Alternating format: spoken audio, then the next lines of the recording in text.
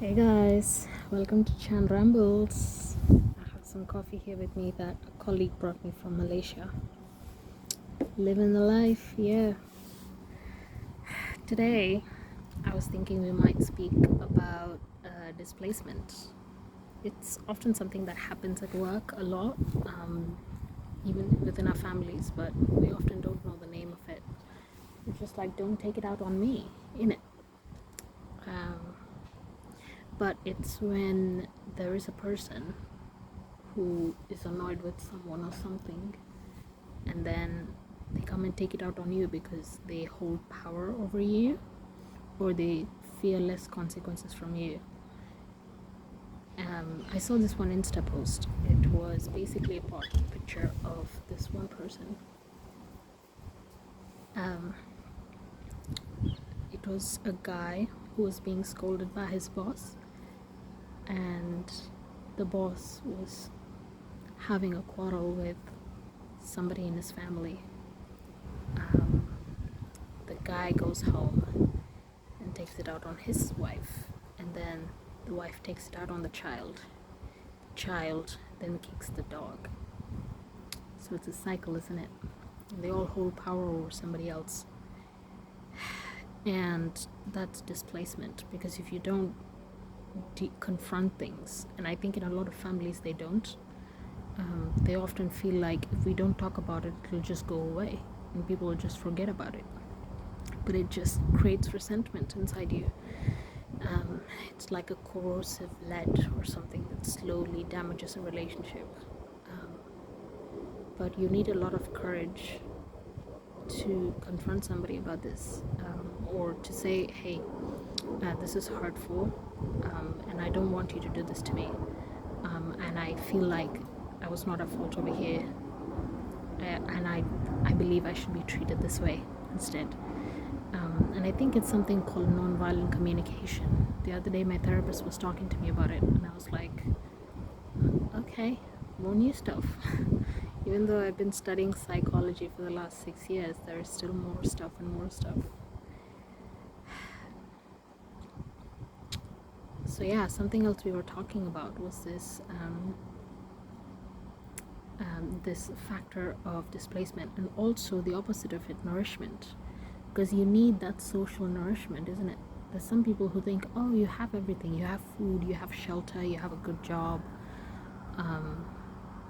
but oftentimes it's that connection with other people that you need, because if you don't feel like you are connected, then your body's not going to feel nourished, psychologically speaking.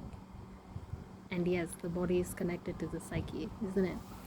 Because they say that when you feel toxic shame and you take an MRI scan of yourself, you can see all the blood rushing to the center of your body, and your body is doing its fight or flight survival mechanism thing, and you can't really separate that from your mind.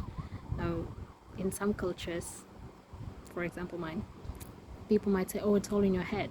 I think it's just the way you see it, you have to change it.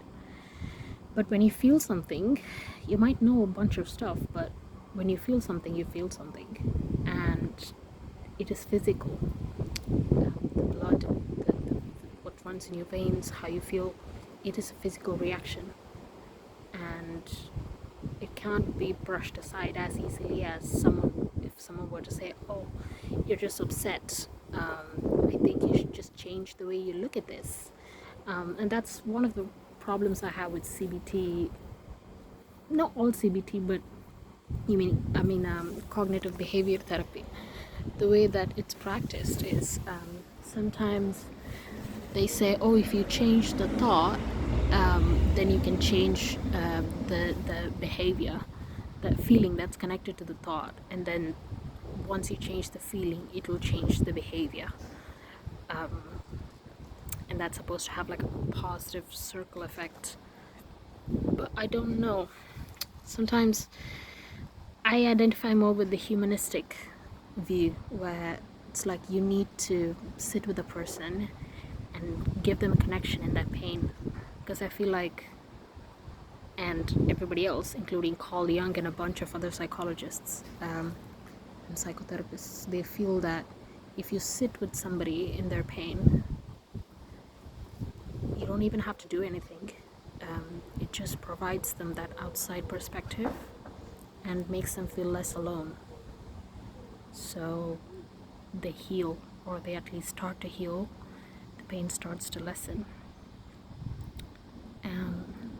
So that might be something that we can practice.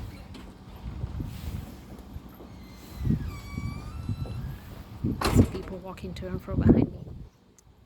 But yeah, let me know how non-violent communication works. You could just, let's for example say there's a coworker who says something that's upsetting to you.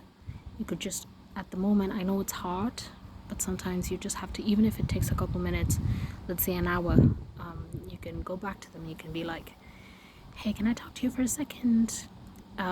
You know, that thing that happened over there, I found it quite upsetting, and I don't think I deserve that. And you can explain the situation, and you can say, this is how I expect to be treated, because I don't treat you that way, and I want you to give me that courtesy back, because give respect, take respect, isn't it? And I think having these kind of conversations also, the reason you're having it is because you care about this relationship you have with this person. But people often think, oh, it's going to mess up the relationship, and they're scared.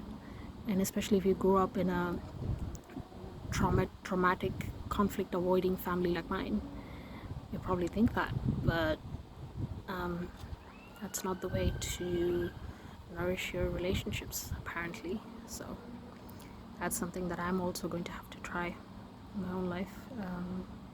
But I didn't want to try it alone, so let's hope some of you guys will also try it with me. Bye, like and subscribe if you can.